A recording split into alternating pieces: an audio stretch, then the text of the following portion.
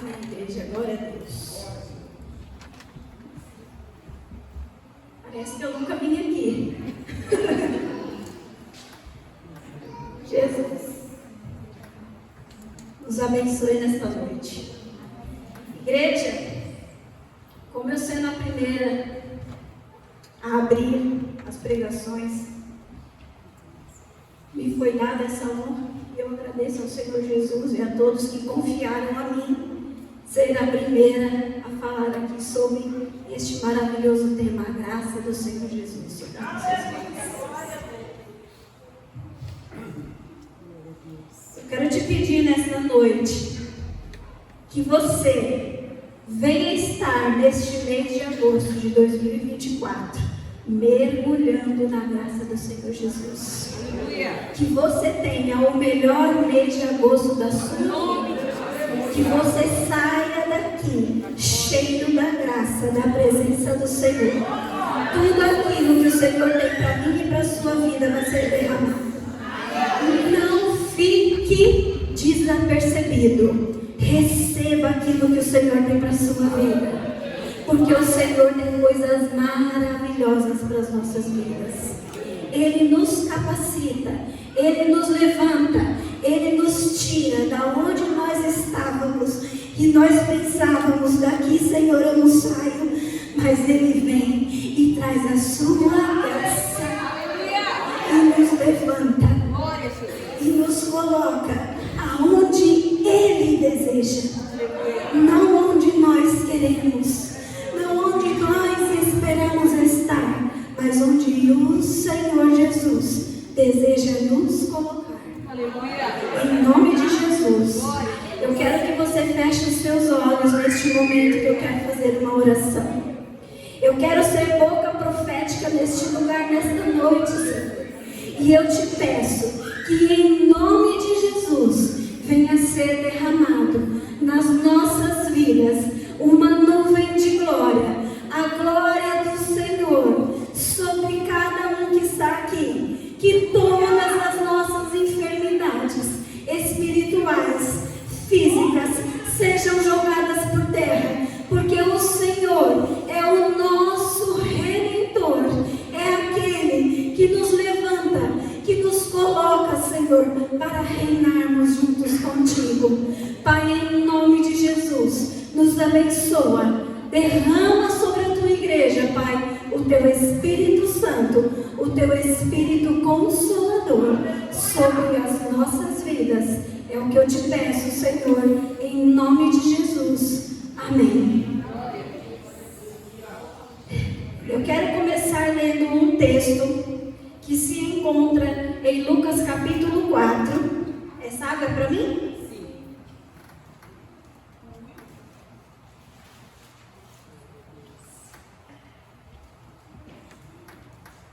Lucas capítulo 4, a partir do versículo 14, nós vamos ler uma palavra que vem da parte do Senhor para as nossas vidas. Eu vou estar lendo aqui na Nova Versão Internacional, tá? Então diz assim, todos acharam? Jesus voltou à Galileia no poder do Espírito, e por toda aquela região se espalhou a sua fama. Ensinava nas sinagogas e todos o elogiavam. Ele foi a Nazaré, onde havia sido criado, e no dia de sábado entrou na sinagoga, como era seu costume, e levantou-se para ler. Foi-lhe entregue o livro do profeta Isaías. Abriu-o e encontrou o lugar onde está escrito. Versículo 18. O Espírito do Senhor está sobre mim, porque Ele me ungiu para pregar boas novas aos pobres. Ele me enviou para proclamar liberdade aos presos, a recuperar, dar vista aos cegos, para libertar os oprimidos e proclamar o ano da graça do Senhor. Então ele fechou o livro, Devolveu o assistente, assentou-se. Na sinagoga, todos tinham os olhos fitos nele, e ele começou a dizer-lhes: hoje se cumpriu a escritura que vocês acabaram de ouvir. Glória a Deus! O ano da graça do Senhor chegou sobre as nossas vidas. O povo andava na escuridão, andava nas trevas, mas a luz do Senhor, a graça do Senhor brilhou sobre nós. E neste dia, que dia maravilhoso foi esse? Jesus abre o livro na sinagoga. E Jesus, quando abre, ele vai ler, e eu vou repetir, versículo 18. O Espírito do Senhor está sobre mim, porque ele me ungiu para pregar boas novas aos pobres. Ele me enviou para proclamar liberdade aos presos e recuperação da vista aos cegos, para libertar os oprimidos e proclamar o ano da graça do Senhor. Que coisa mais linda! Essa palavra, hoje, ela está se cumprindo na nossa vida ainda. Porque o Senhor, ele é perfeito, ele é maravilhoso, ele é tremendo, e ele não deixa nada sem a solução. Eu quero entrar agora, já foi dada aqui a explicação sobre o que é a graça, mas eu quero ler também um pouquinho aqui.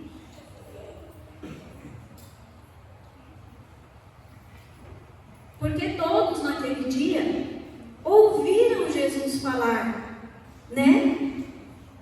Que proclamou, ele veio, né? Dar liberdade aos oprimidos e proclamar o ano da graça do Senhor. Mas o que era esse ano da graça? O que é o ano da graça do Senhor? E eu quero ler aqui um pouquinho, que até o irmão já falou, mas eu também vou falar. O que é a graça? É o favor. É aquele favor que o homem não merece, mas Deus livremente lhe concede. O Senhor tem tanto amor pelas almas e pelas vidas, pelas nossas vidas, que Ele livremente nos entrega. Ninguém o obrigou. Jesus é o seu melhor. Jesus é o unigênito de Deus. E Ele nos concedeu. E diz assim: é o favor divino para com homens e mulheres, ainda que não o mereçam. Envolve perdão, salvação, arrependimento e amor. Nesta noite eu quero falar sobre 4 pilares da graça. Eu quero falar sobre o amor, sobre o arrependimento, o perdão e a salvação. Eu quero falar nesta ordem. Porque quando Jesus lê esse capítulo de Isaías, Jesus está lendo o que foi profetizado sobre ele dentro da sinagoga para todos. Antes de eu entrar nesses 4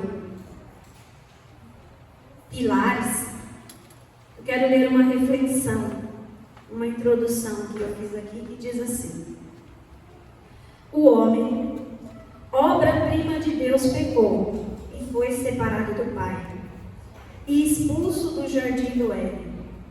Muitas foram as tentativas de religar o homem a Deus, mas nenhuma se concluiu.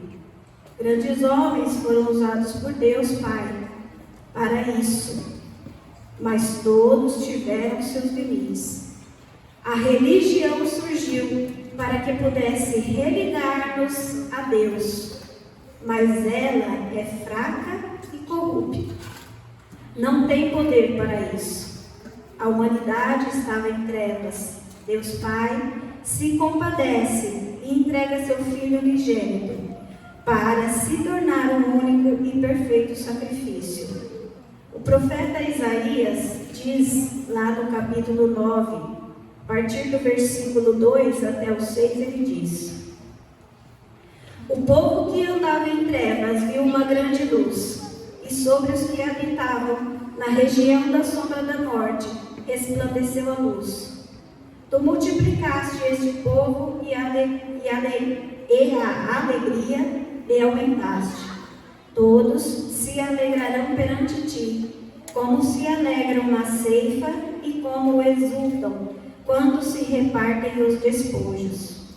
Porque tu quebraste o jugo que pesava sobre ele, a vara que lhe feria os ombros e o cetro do seu opressor, como no dia dos midianitas. Porque toda a armadura daqueles que pelejavam com ruído e as vestes que rolavam no sangue serão queimadas, servirão de pasto ao fogo. Porque um menino nos nasceu, um filho se nos deu, e o principado está sobre os seus ombros, e o seu nome será Maravilhoso Conselheiro, Deus Forte, Pai da Eternidade, Príncipe da Paz.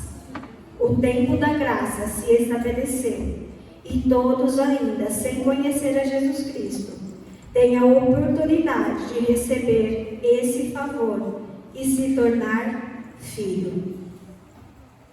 Glória a Deus. O Senhor é poderoso sobre as nossas vidas. E eu quero falar sobre esses 4 pilares da graça. E o primeiro é o amor, que se encontra no versículo que nós conhecemos muito, mas nós vamos fazer uma reflexão sobre ele, que é João, capítulo 3, versículo 16.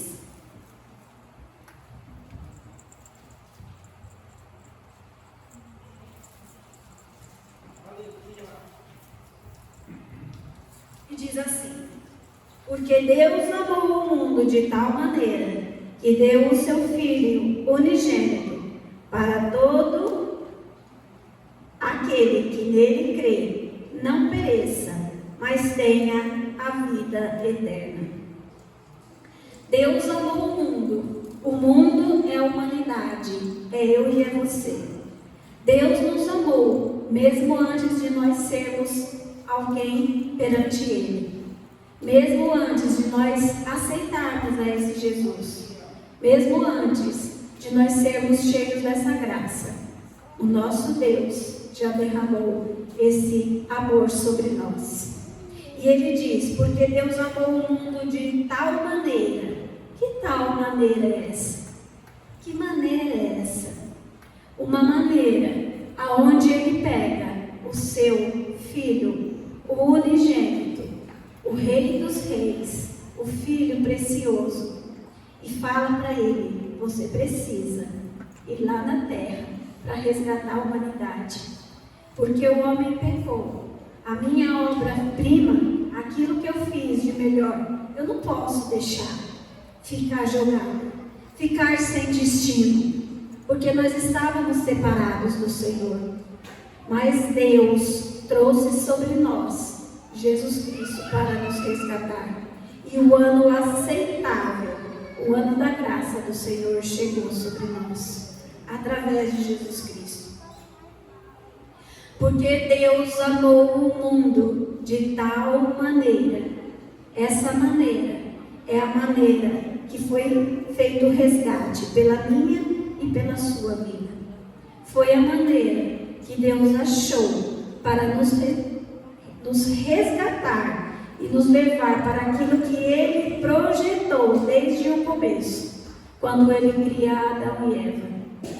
Porque naquele dia Ele cria com amor a sua obra-prima.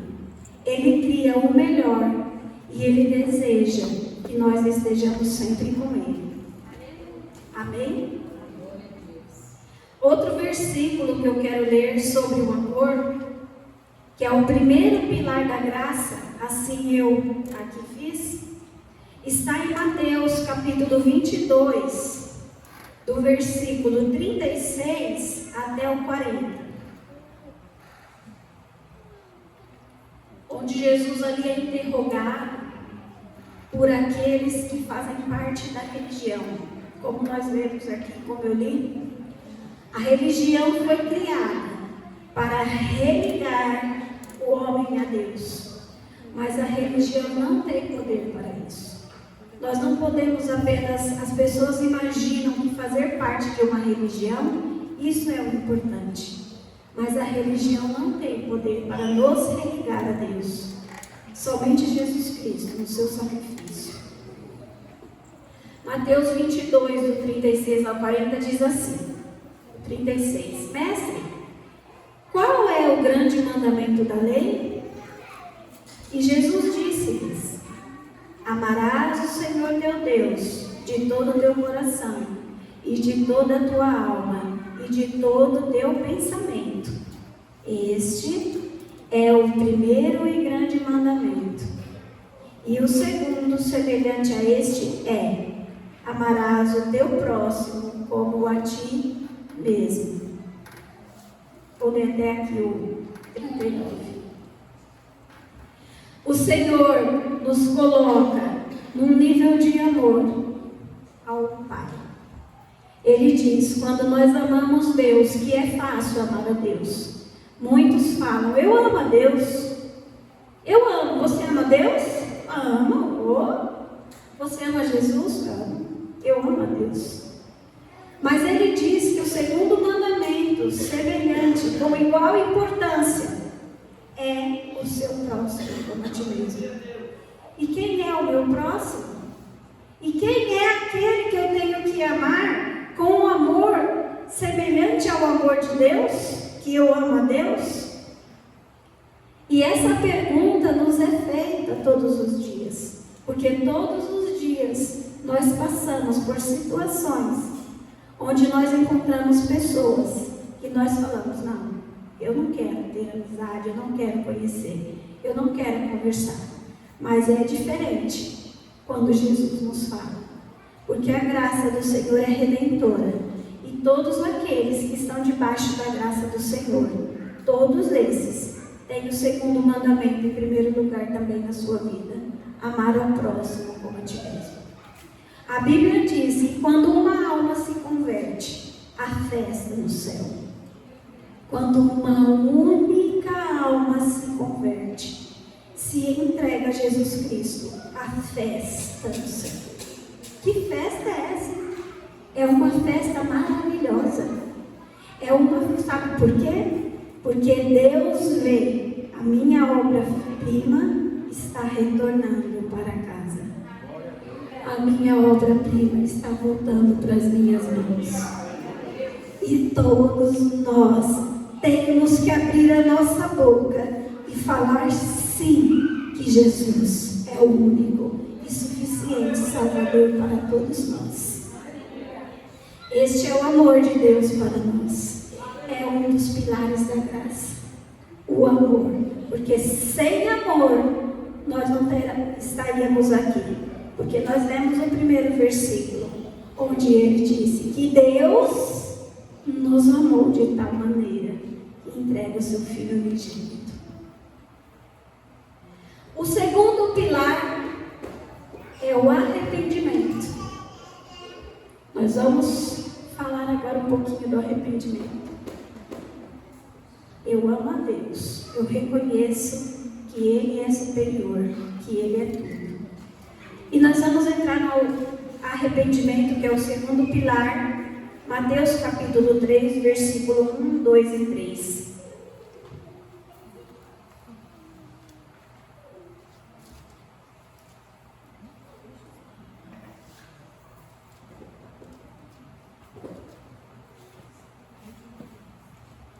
Amém?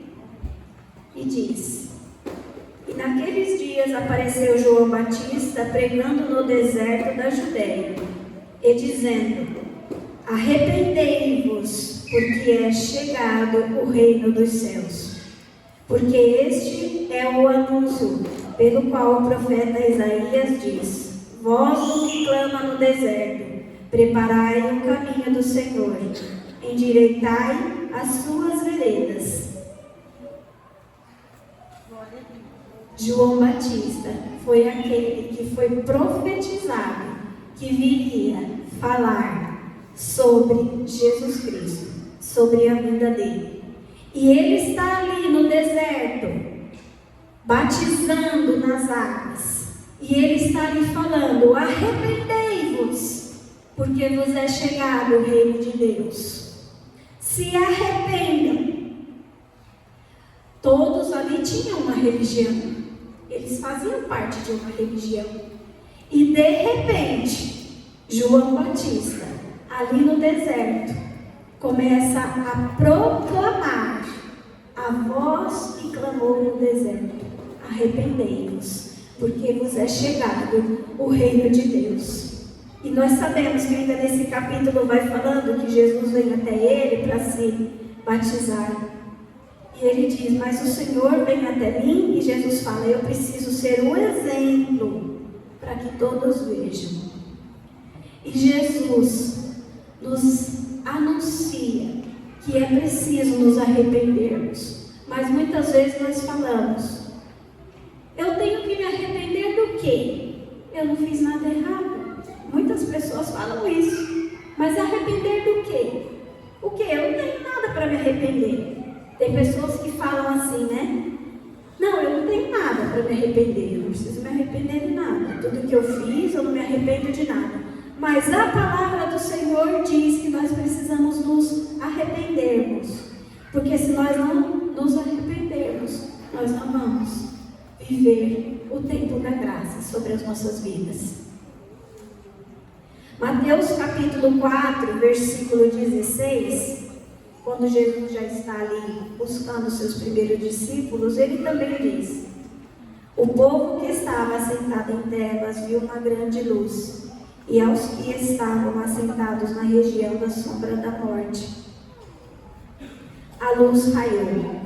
Desde então começou Jesus a pregar e a dizer: arrependei-vos, porque é chegado o reino dos céus. É chegado o tempo da graça. O próprio Jesus disse: arrependei-vos, porque é chegado o tempo. O arrependimento nos leva a refletir e a enxergar com os olhos voltados à crítica pessoal, sem culpar os outros, e entender que ali começa o primeiro passo de uma história alicerçada na graça de Jesus, o Filho amado de Deus. Sem arrependimento, não existe como nós vermos ao Senhor Jesus. Eu não vou ler o texto, mas também em Lucas 19, do versículo 1 ao 10, fala de Zaqueu, o publicano, que ele se arrependeu, porque ele viu o que Jesus estava fazendo. Ele via, ele ouviu, ele se prestou, que ele foi, quando Jesus passava, subir num arbusto para ver a Jesus, porque ele era de pequena estatura, diz a Bíblia. E quando Jesus vê ele lá, Jesus fala: Zaqueu, hoje eu quero pousar na sua casa. E Zaqueu imediatamente desce daquele arbusto e leva Jesus até a sua casa. E o arrependimento que vem sobre a vida de Zaqueu é tão profundo, é tão maravilhoso, que ele diz: se eu roubei, se eu defraudei alguém, eu vou devolver 4 vezes mais, porque ele era um cobrador de impostos. E Jesus, ouvindo aquilo, Jesus se alegra e fala: hoje a salvação entrou nessa casa, entrou nessa vida, porque ele se arrependeu. O arrependimento é fundamental na vida daquele que deseja estar na presença de Deus, na vida daquele que deseja estar vivendo com Jesus Cristo. O terceiro pilar, o perdão. O perdão, ele é tão importante na vida de um cristão, daquele que vai seguir a Jesus, que o perdão ele é libertador. Ele nos liberta de uma armadura, ele nos liberta de algo tão profundo que muitas pessoas, nós ouvimos testemunhos, são curadas de enfermidades físicas através do perdão. A gente escuta quando a pessoa fala, olha, eu tinha uma enfermidade assim, assim, e ali é trabalhado, e ela, quando ela, e alguém fala para ela, um ministro, um pastor, está falando com ela, e fala, você precisa liberar perdão, mas perdoar o quê? Eles fizeram contra mim, eu que tenho que ser, alguém chegar para mim e me falar que eu perdoo. Mas Jesus nos ensina diferente. Ele diz que nós temos que perdoar. Vamos ler primeira carta de João, capítulo 1, versículo 9.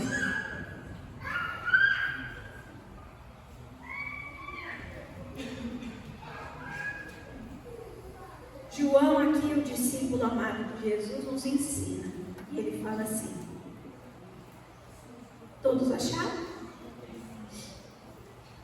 Se confessarmos os nossos pecados, Ele é fiel e justo para nos perdoar os pecados e nos purificar de toda injustiça. Se confessarmos os nossos pecados, Ele é fiel e justo para nos perdoar os pecados e nos purificar de toda injustiça. Mateus capítulo 6, versículo 12, na oração do Pai Nosso, ele diz assim: perdoa-nos as nossas dívidas, assim como nós perdoamos aos nossos devedores. O perdão é algo tão libertador, tão transformador, que nos leva, a partir do momento que nós liberamos perdão, a um nível com Jesus, ao nível da graça, a um nível de libertação, e tudo flui em nossas vidas. Nós temos exemplos, nós temos testemunho de pessoas que falam sobre isso.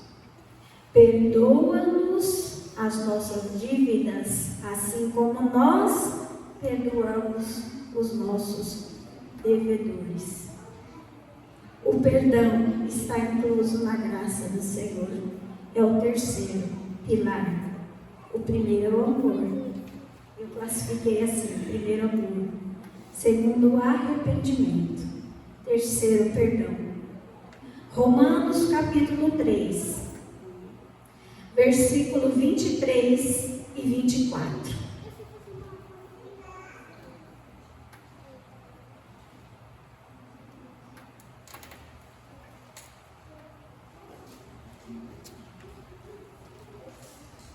Porque todos pecaram e destituídos estão na glória de Deus, sendo justificados gratuitamente pela sua graça, pela redenção que há em Cristo Jesus. Que maravilha, que glória!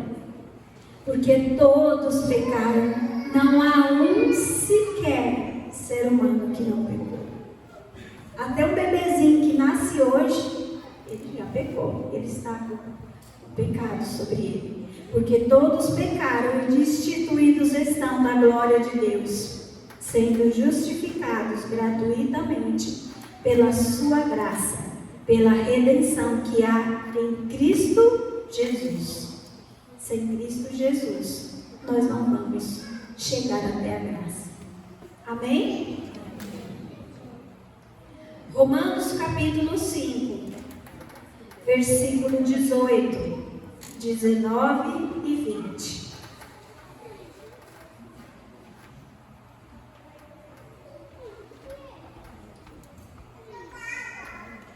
Porque assim, como por uma só ofensa veio o juízo sobre todos, sobre todos os homens para a condenação, assim também, por um só ato de justiça, veio a graça sobre todos os homens para a justificação de vida. Porque como pela desobediência de um só homem, muitos foram feitos pecadores, assim pela obediência de um, muitos serão feitos justos.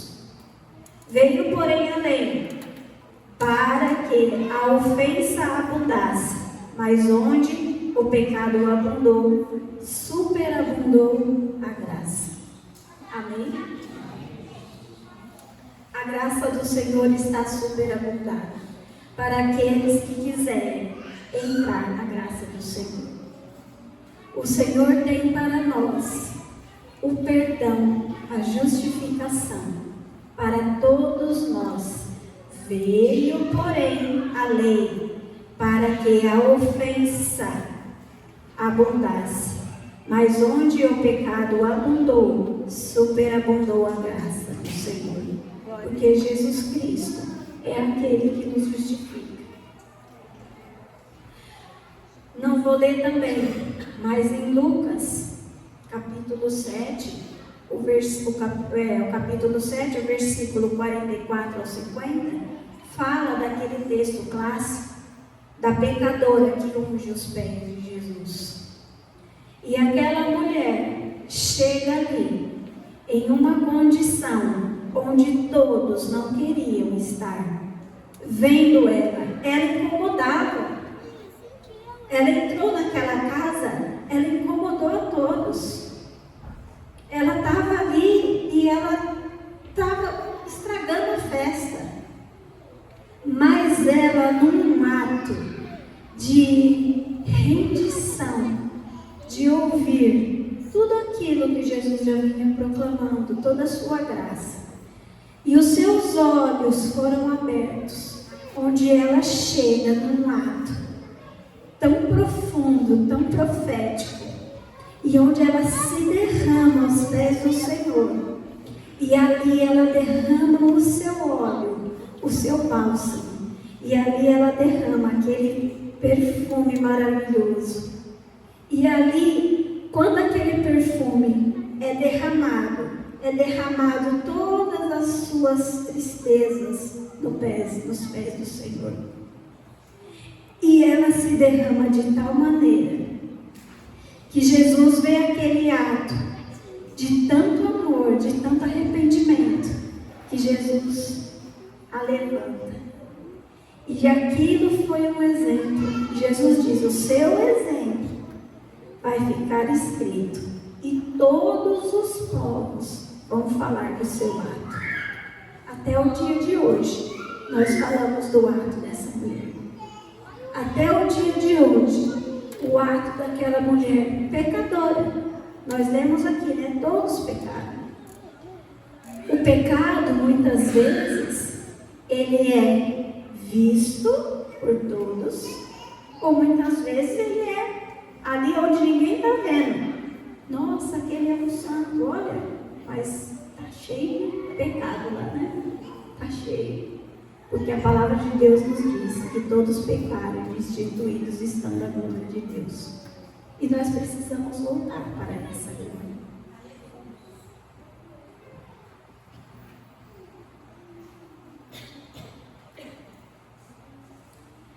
O Senhor é aquele que nos transforma para uma vida de graça.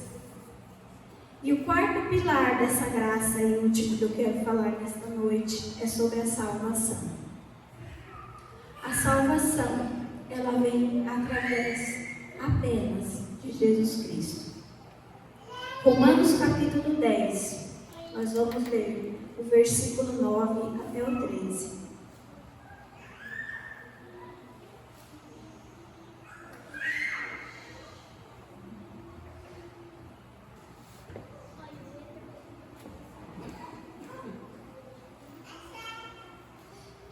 Amém?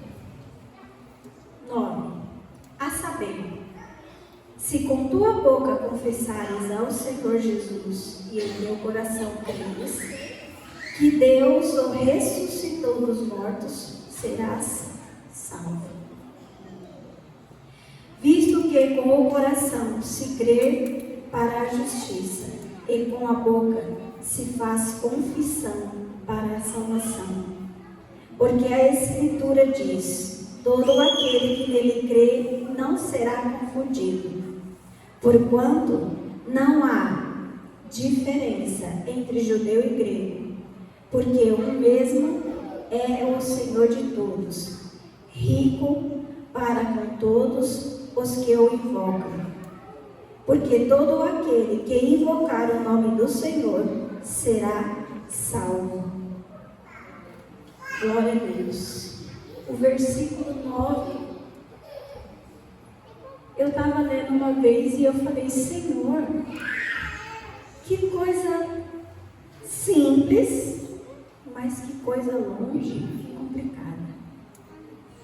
A saber, se com a tua boca confessares ao Senhor Jesus e em teu coração creres que Deus o ressuscitou dos mortos, serás salvo. Baseado nesse versículo, uma vez teve uma pessoa que eu precisei orar por ela, uma mulher trabalhadeira, esforçada, dedicada, dona de casa, trabalhadora, uma mulher maravilhosa. E um dia o esposo dela disse, lá na minha casa,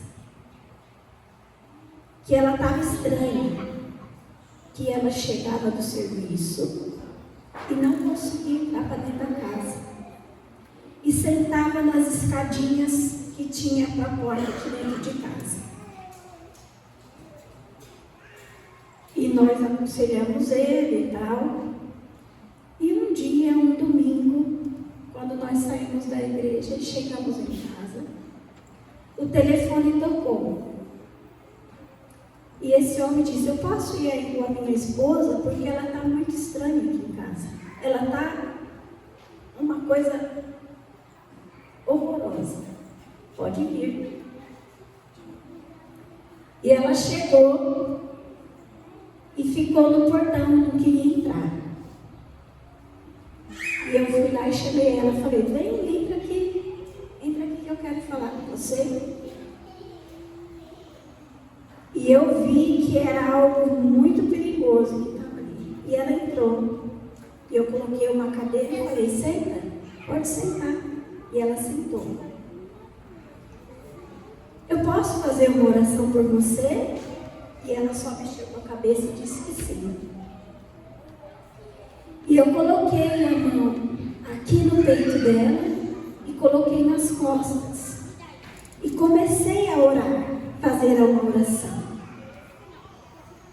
E eu falei o nome dela e falei assim: você vai repetir tudo que eu falar para você, tá bom?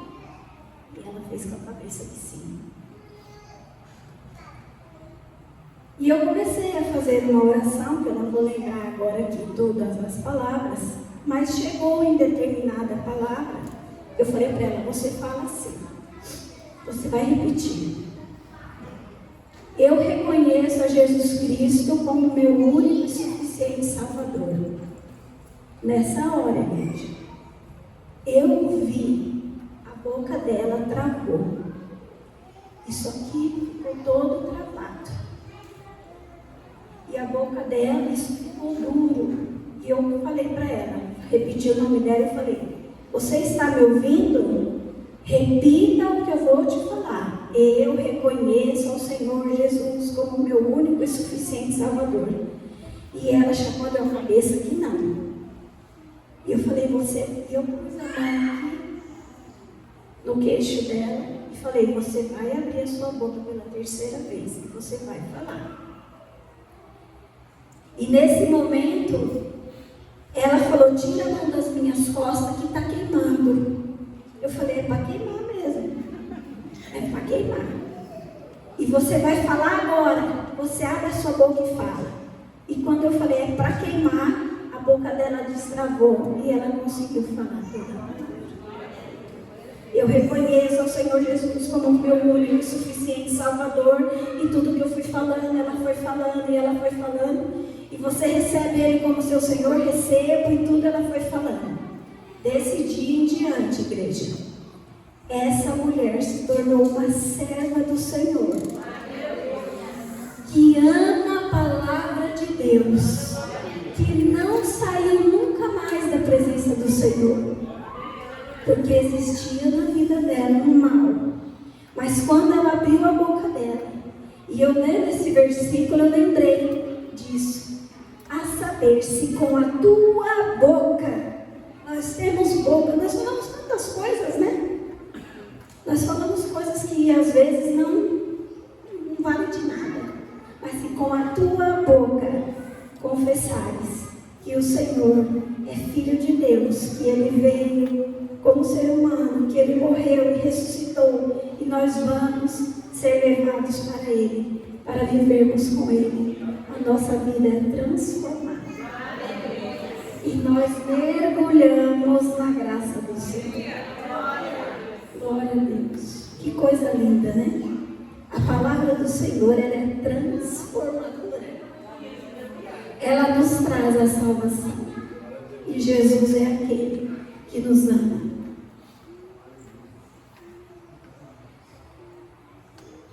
Uma nota sobre essa palavra diz assim: aqui está a lição mais fundamental sobre a importância e poder da confissão da fé, encontrada na Bíblia.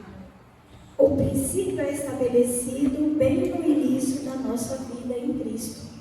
Da mesma forma que a salvação, obra justa de Deus, a nosso favor, é apropriada pela fé no coração e confissão falada. Assim, sua obra continua em nossa vida, se desenvolve pelos mesmos meios. Você vê que quando a gente se converte, é feito, né, o apelo. O pastor faz o apelo, né? Você quer aceitar a Jesus como seu único e suficiente Salvador? E nós levantamos a mão. Ele fala, vem aqui na frente. E a gente vem e confessamos a oração que ele faz e nós repetimos. A nossa boca se abre e esse versículo de Romanos se conclui. A nossa boca se abre e nós confessamos. E neste momento há uma revolução no mundo espiritual. Porque você ali confessou. Não importa o que eu estou passando, mas eu reconheço a Jesus Cristo como meu único e suficiente Salvador.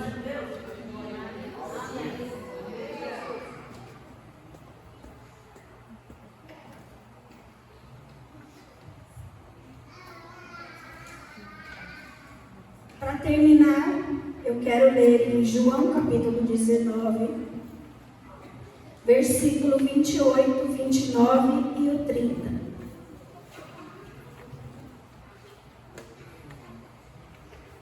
Que vai falar sobre a crucificação do Senhor Jesus.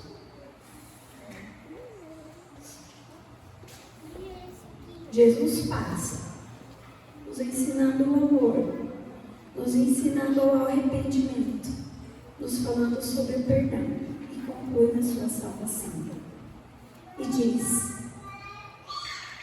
depois, sabendo Jesus que que todas as coisas estavam terminadas, para que a Escritura se cumprisse, disse: tenho sede. Estava, pois, ali um vaso cheio de vinagre, e encheram de vinagre uma esponja, e pondo-a no isopo, lhe achegaram a boca. 30. E quando Jesus tomou o vinagre, disse: está consumado.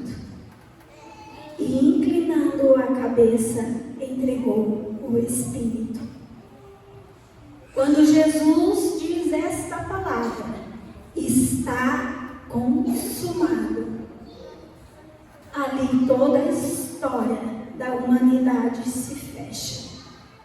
Porque Jesus conclui todo o seu o seu caminho, aquilo que foi determinado para ele. O final é concluído. A graça está completa. Para todo aquele que nele crê, já foi consumado, está consumado. Nós não temos mais que viver uma vida longe da presença de Deus, distante daquilo que Ele determinou para nós, porque já foi consumado, já está sobre nós a graça do Senhor Jesus. Só depende de nós abrirmos nossa boca e declararmos que nós aceitamos a Ele. Mateus capítulo 28, para acabar, versículo 18, 19 e 20. Jesus consome, já está consumado. E depois Jesus ressuscita e aparece aos seus discípulos. E diz, no 18: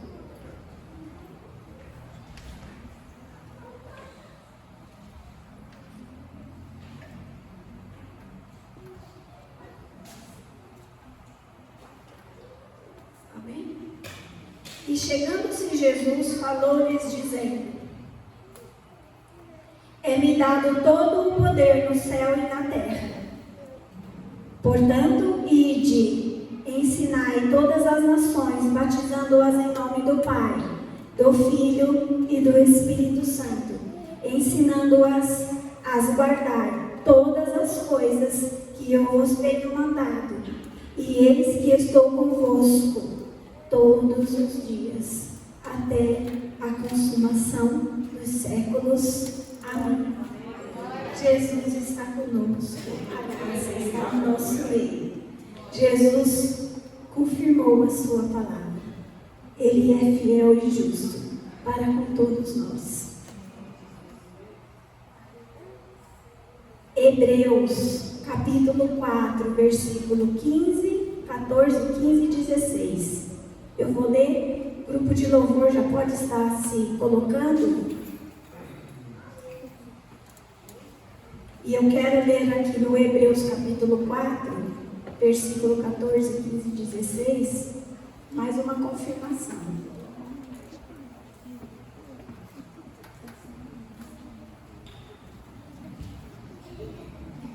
Visto que temos, Hebreus capítulo 4, versículo 14.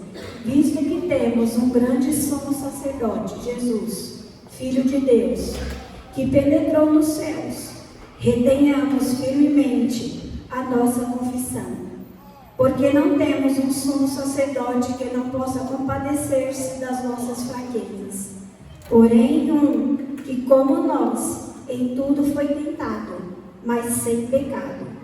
Cheguemos, pois, com confiança ao trono da graça, para que possamos alcançar misericórdia e achar graça, a fim de sermos ajudados em tempo oportuno.